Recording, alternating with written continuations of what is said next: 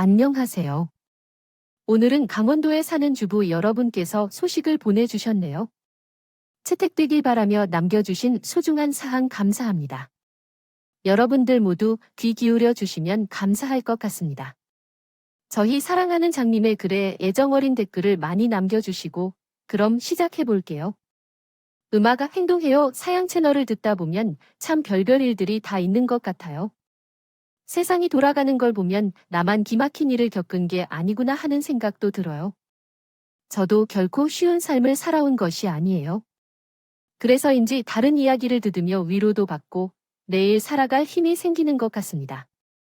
오늘은 제 사연이 아닌 다름 아닌 저희 형님 이야기를 하고 있습니다. 제가 원하는 것은 아니지만 이런 글을 쓰는 사람도 아니고 자기 이야기하는 것을 별로 좋아하지 않는 성격이라 많이 망설이다가 써내려온 글이에요. 댓글을 좋은 말씀 많이 남겨주신다면 감사하겠어요.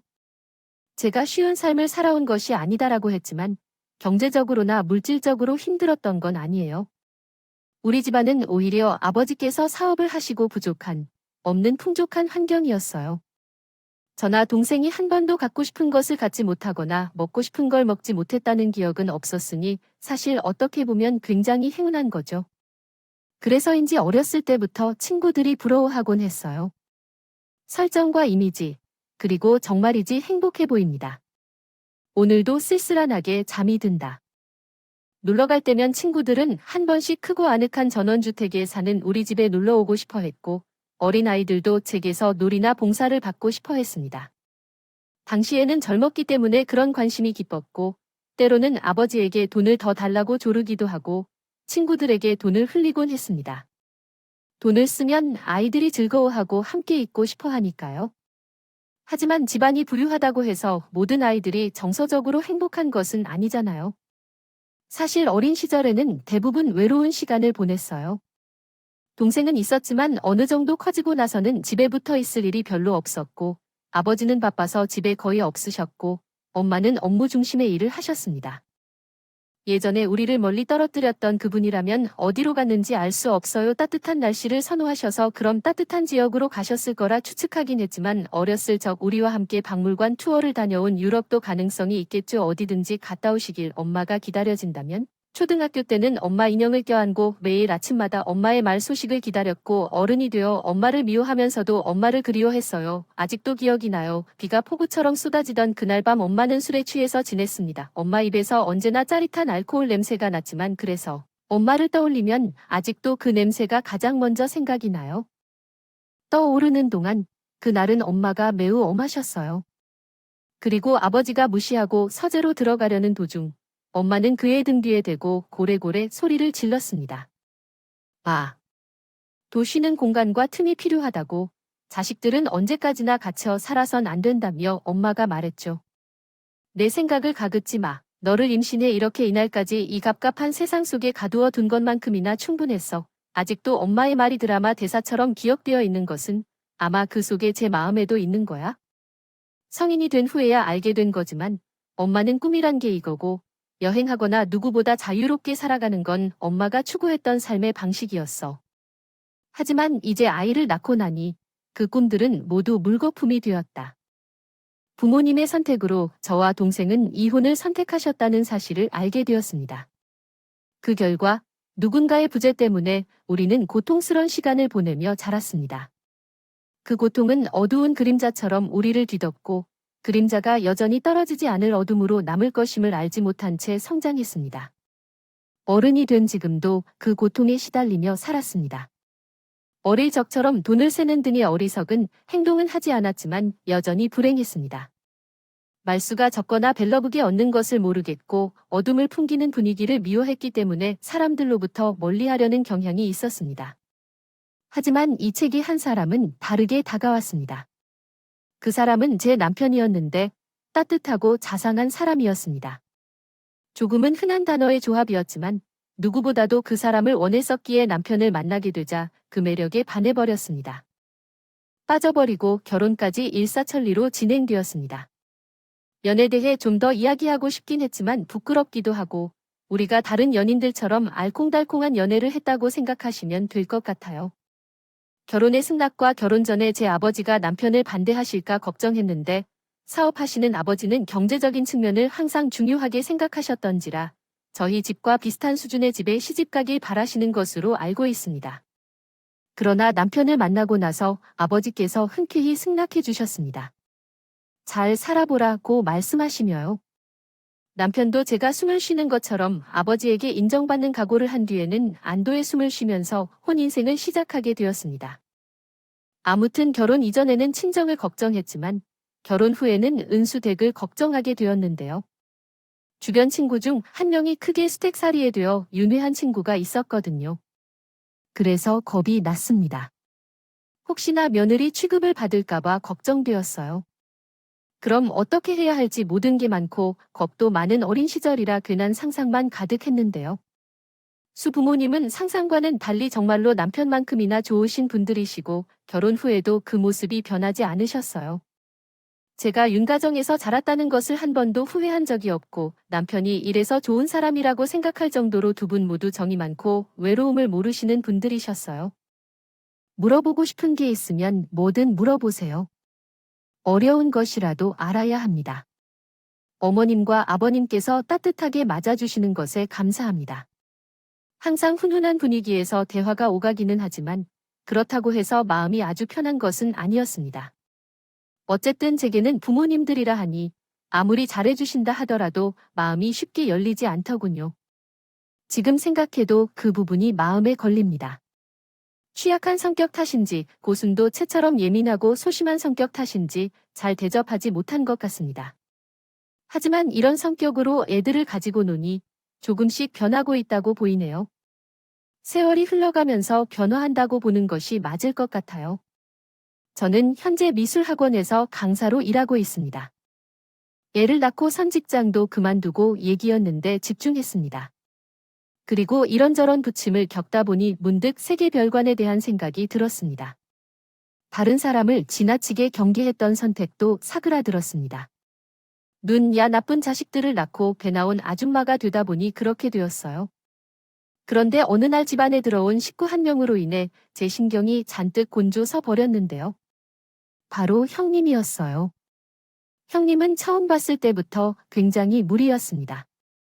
아주버님이 결혼을 늦게 순편이었는데 사람은 늘 좋으셔서 왜 저런 분한테 짝이 없는지 안타까 오조내심 아주버님께 좋은 짝이 나타났으면 하는 마음이 들었어요. 그리고 만약 그 짝이 나타난다면 아주버님과 비슷한 사람일 거라 생각했죠. 그런데 형님은 사람 조나주버님과 정반대의 느낌을 가진 여자였습니다. 레모도 그렇죠. 하얀 피부에 찢어지고 올라간 눈, 깡마른 몸에서 봉기는 날카로움으로 쉽게 다가갈 수 없는 외모를 가졌습니다. 그래도 저는 노력했던 것 같아요. 사로잡는 첫인상을 연출할 수 있도록 4번 자세하고 사람들이 들어오는 거고 처음 낯선 곳에 들어온 건 어색하지 않도록 알게 모르게를 많이 사용했어요. 그런데 처음 인사를 했을 때부터 수부모님 아레나의 제 말에 반응하고 밥도 먹는 둥 마는 둥 하며 보낸 사람은 불편하게 하는 순간이 있었지만 지나면서는 어쩐지 전할 수 있었어요. 부모님이나 피하고 싶은 느낌이 들었어요. 조금이라도 말을 걸어보려 하면 어색하게 느껴지고 개인적인 이야기는 결코 나누려 하지 않았어요. 과거의 나를 보는 듯한 느낌이었죠. 그런데 어느 날 형님이 직접 만드신 요리를 가져다 주셨어요. 형님은 가져오기 싫어하시는데 부담을 덜어주려고 억지로 분위기를 풀려고 가져온 것 같았어요.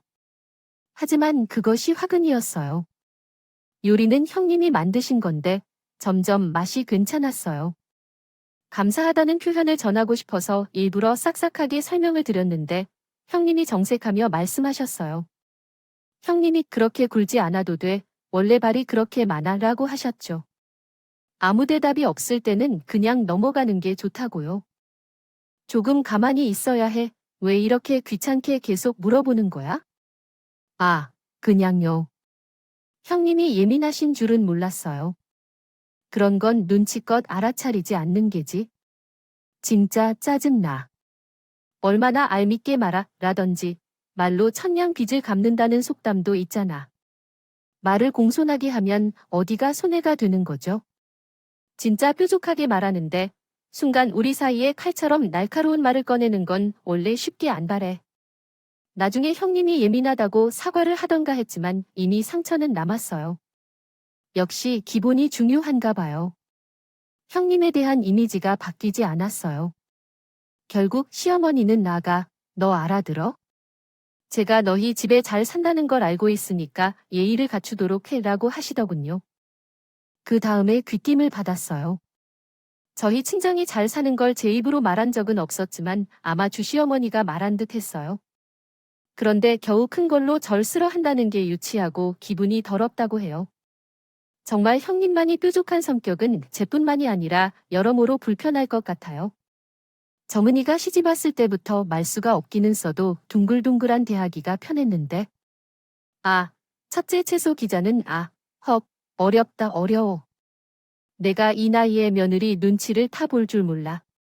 내가 무슨 말을 하면 그저 타 기분 나쁘게 받아들이지 않았나. 아니, 글쎄. 저건 무슨 일이 있었는지 알아? 의려하죠. 광고를 보다가 당신을 생각해서 아름답고 정말 멋지다고 칭찬했는데 그러자 당신은 나한테 화내는 거 있지? 라며 말했어요. 한 번도 나쁜 말을 입에 올린 적 없던 시어머니조차 그 정도 말씀하실 정도였으니까요. 거기다 특히 형님은 제 이야기에 좋게 반응했습니다. 제가 새로 산 옷을 입고 왔사 개정만 했다고 자랑하면 옆에서 좋은 말 한마디 거두는 법 없고 혼자 멜로를 주장하는 것 같았네요. 왜 그런지 이해하지 못하겠어서 이야기도 했죠. 은근슬쩍 기분 나쁜 말들을 혼잣말처럼 하는데 참는 것도 한계가 있었어요. 슬슬 짜증이 나더라고요. 그러다가도 늘 형님에게 공간을 벌려주기로 결심했어요. 해주게 된 사건이 하나 일어났는데요. 바로 아주버님께서 선안되는 없이 소주와 저 좋아하는 보쌈을 들고 집을 찾아오셨어요. 아주버님이 결혼하시기 전까지만 해도 남편과 함께 술자리를 자주 갔던 사이여서 크게 당황스러울 건 없었습니다. 근데 어쩌면 최근 어린 아주버님이 술자리에서 무슨 말을 하고 싶은지 알고 싶었지만 말씀을 못하고 계속 술만 마시고 계셨어요. 버튼 남편이 형, 이 사람들 다 이해할 때가 됐어. 이제 말라고 재촉하자. 어제 아주버님은 어렵게 입술을 떼셨습니다. 재수씨, 그건 우리 집사람 때문에 많이 힘들고 섭섭해져. 집사람이 괜히 숨질버리고 나 그렇게. 군인들에게 말리지도 못하지만 그 말씀을 하고자 머릿속에서 고민하신 거예요. 솔직히 기분이 안 좋다고 하면 거짓말이든 괜찮아요. 자주 보는 사이도 아니고 아직 어려서 그러시는 거겠죠. 사실은 우리 집사람이 고아였어요. 기억도 나지 않는 어릴 적부터 고아원에서 자랐고 여러 번 방향을 달리해야 했다고요. 처음에 집사람한테 들었을 때는 위기지도 않고 그랬지만 그분이 자란 배경을 알고 나니 정말 험한 일을 많이 겪어서 힘들었다는 걸 알게 됐어요. 고아로 알려져서 학교에서 왕따 당하고 한 번 폭행을 당해서 전학을 가야 했다고 하네요. 그래서 그런지 사람들에게 액세스하기가 어려워한다고 합니다. 마음이었는데 서툴러요. 사람도 잘 못 믿는 편이고 내가 먼저 우리 집사람을 좋아해서 들러붙었는데 나한테 마음이 여기까지도 시간이 꽤나 오래 걸렸어요. 연애하고 나서도 그랬고 재수 씨를 싫어하는 게 아니에요. 그냥 조금 질투하는 거지. 재수 씨는 워낙 잘 하잖아요. 예쁘시고 집도 잘 사시고 내 동생이 돈도 잘 벌고. 그래서 그래요. 조금만 이해해 주세요. 되었을까요? 그 말을 듣는데 평소 형님의 모습을 생각하니 이해가 됐어요. 조금 가엾고 딱할 것 같기도 하고 웃기도 하게 무뚝뚝하고 웃음이 없는 그 얼굴 뒤에 어린 시절에 품었던 어둠을 생각했습니다. 그림자가 형님에게 도움이 될 것 같은 생각까지 들었어요. 저의 이해심이나 아량이 다른 사람에 비해 넓은 편은 아니었지만 사실 저도 형님이 이미 세게 말씀하신 뒤로는 형님이 하는 말에 의도적으로 응했거나 하지 않거나 듣지 않은 척 한 적도 많았거든요. 형님이랑 다를 바 없이 되었으니 억울할 것도 없었습니다.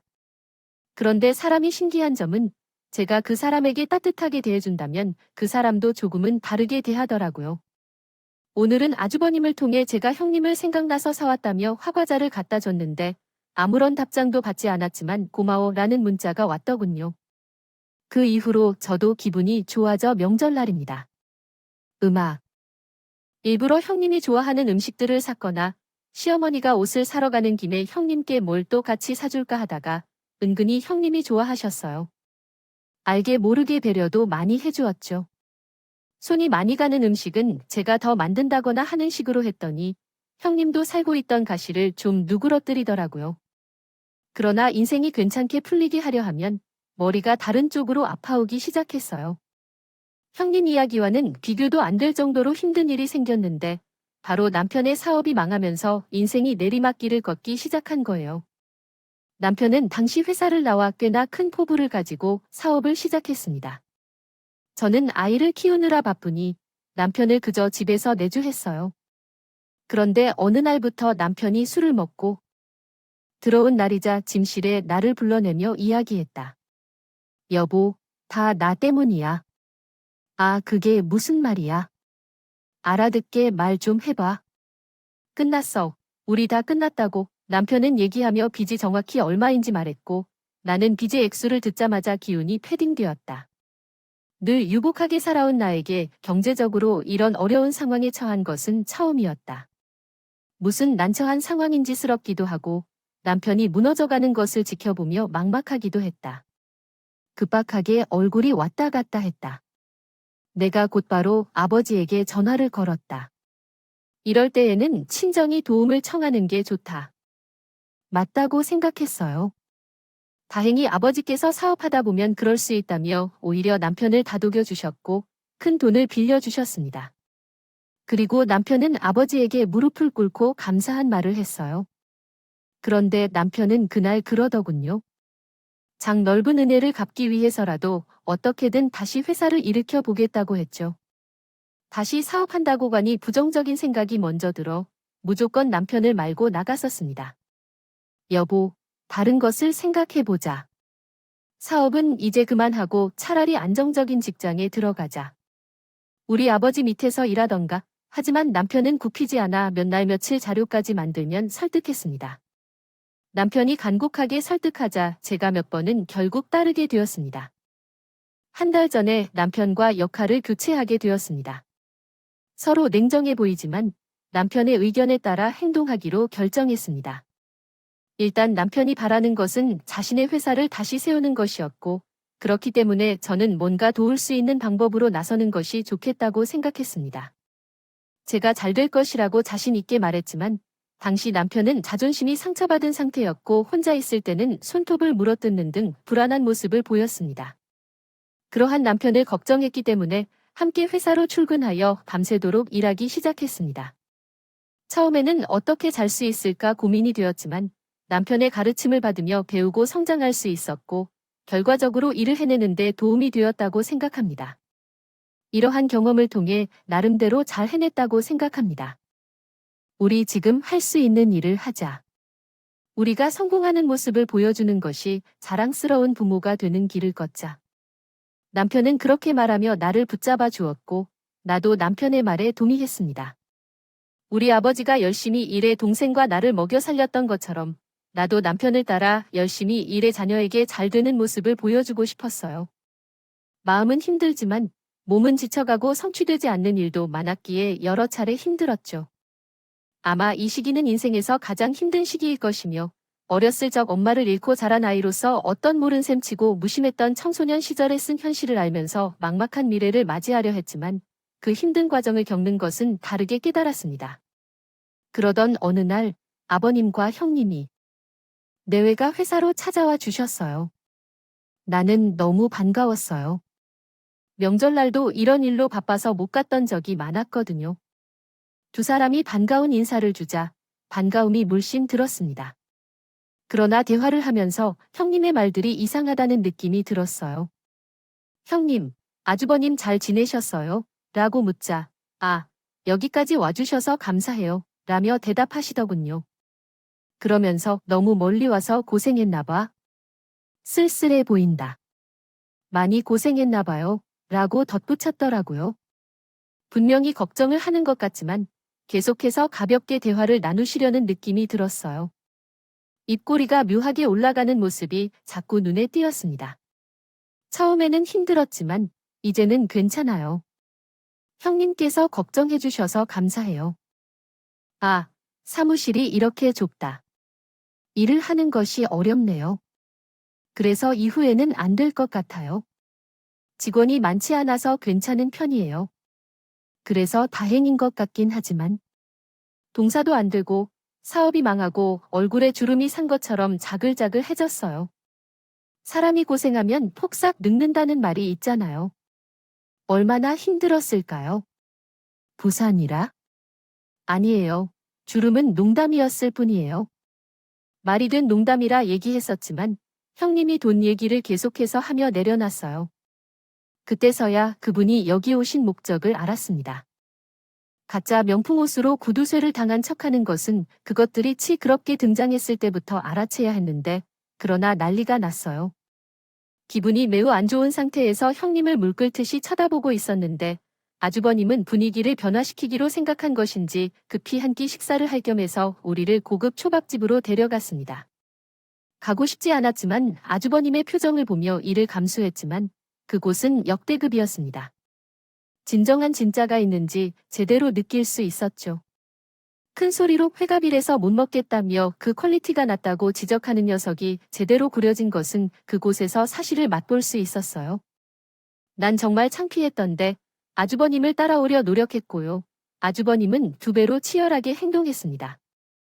제가 한 게 아니에요. 형님이 그런 말씀하시면 다른 거겠죠? 여기서 이러지 말고요. 엄마, 지금 동네 소나 홍기하려는 거예요. 아, 홍기가 아니고 입맛에 안 맞으시면 다른 곳 가셔야 돼요. 여기서 일하시는 분들한테 자꾸 그러시면 민폐일 것 같아요. 기구인 사동서가 나한테 그런 말을 할 주제가 될까요? 뭐라고요?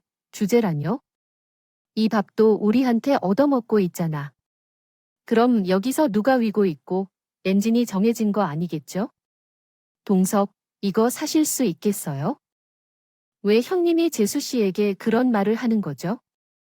지나간 말씀은 되풀이할 필요가 없어요. 형님에게 돈을 빌린 적도 없는데 지금 남자가 저렇게 말을 하는 게 옳은 표현일까요? 상식에서 벗어난 건 아닌가요? 지금 형님이 보이는 태도가 매우 무례한 것 같아요. 이해하고 말씀하시는 것 아니죠? 전 그런 경험은 처음이었을 거예요.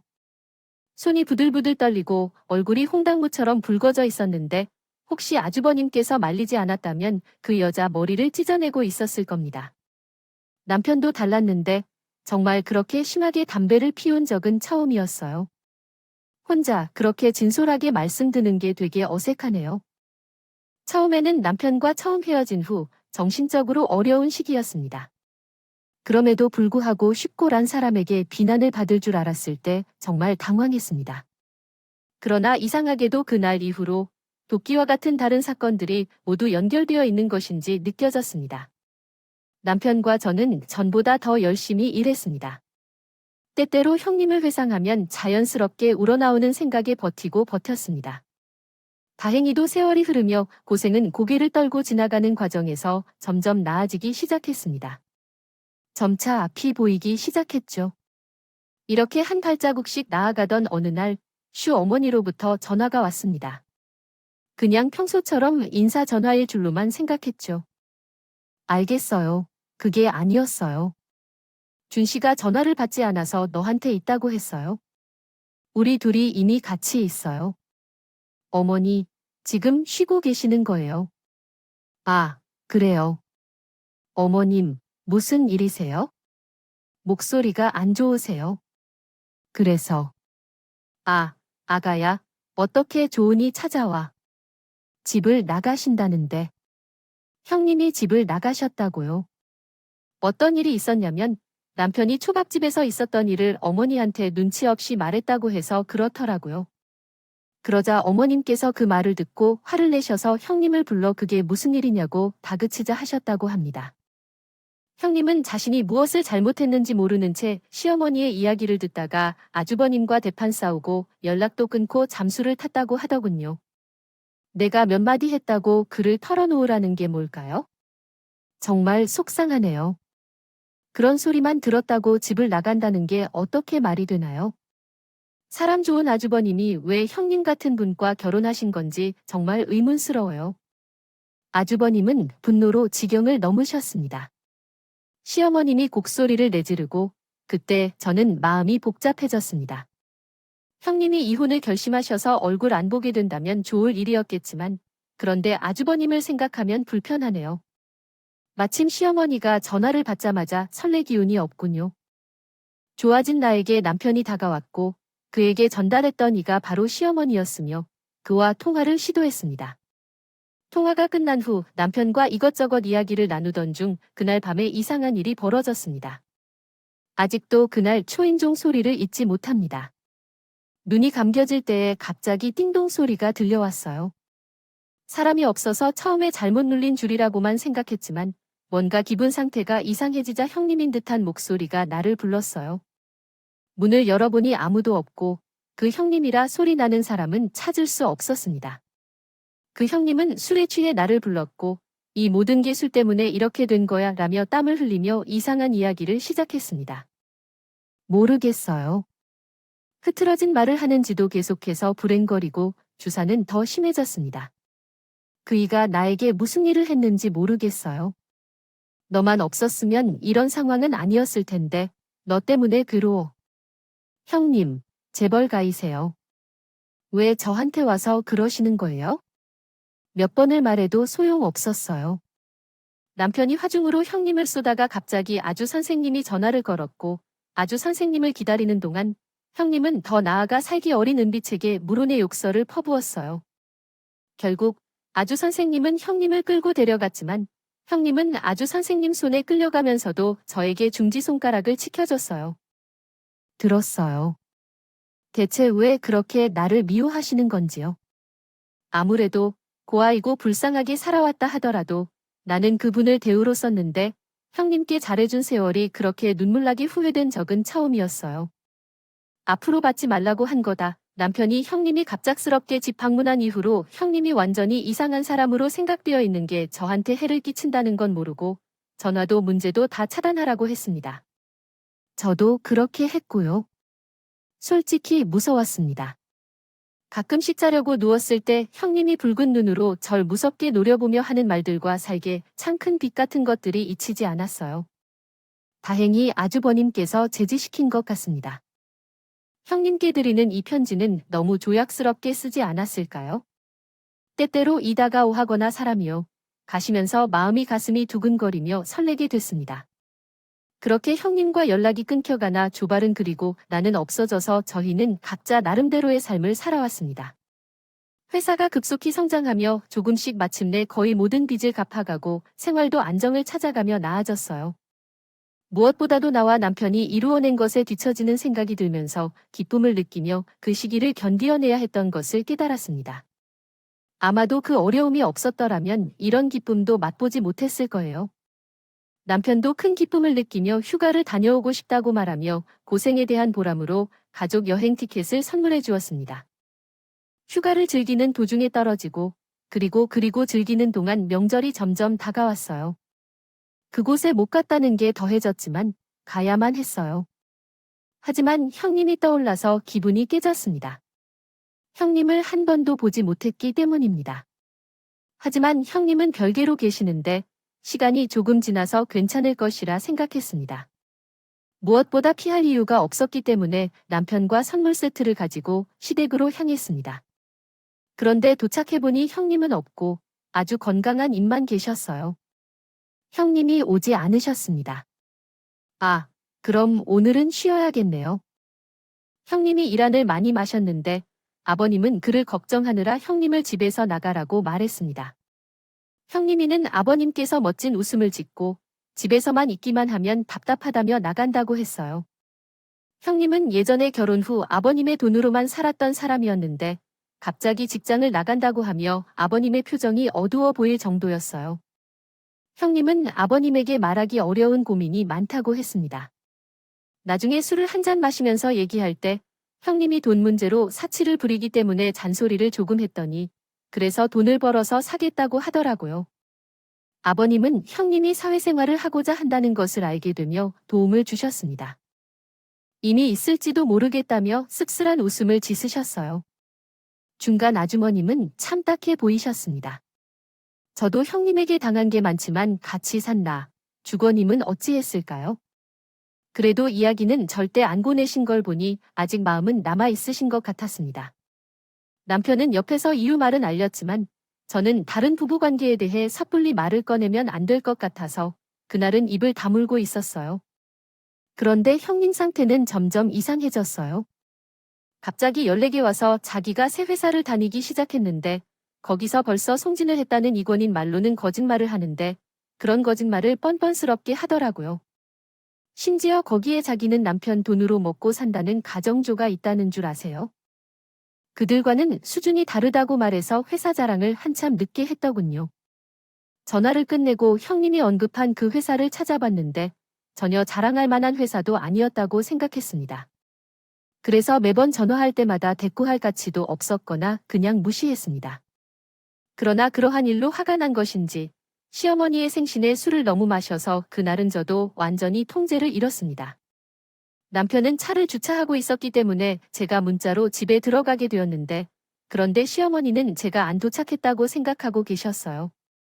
형님은 시어머니가 잠시 밖으로 나가다가 다시 들어오면서 제 옷을 입은 상태를 보고 눈길을 한 번 주더니 그 눈길이 너무나 무섭고 불쾌했어요.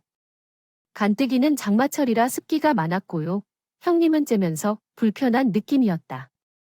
그렇게 들어가자마자 숨이 막혀서 문을 닫고 환기를 시도하기로 생각했습니다. 그런데 에어컨을 켜자마자 갑자기 이상한 소리가 들려왔어요. 무례한 사람이며 고요조차도 없네. 에어컨을 틀면서 아주 옛날 생각을 못한다는 걸 깨달았습니다. 이러니 미쳤겠어요. 어이가 없었죠. 전 테이블 정리를 하다가 더 이상 못했는데 그 정도 없이 거부감을 느꼈어요. 저는 제 리모컨을 형님이 빼앗은 것을 다시 찾으러 갔지만 형님이 있던 곳에 갔더니 술 냄새가 진동하더라고요. 너무 많은 술을 마신 건가 싶어요. 넌 아직도 부잣집 딸인 줄 알겠네요.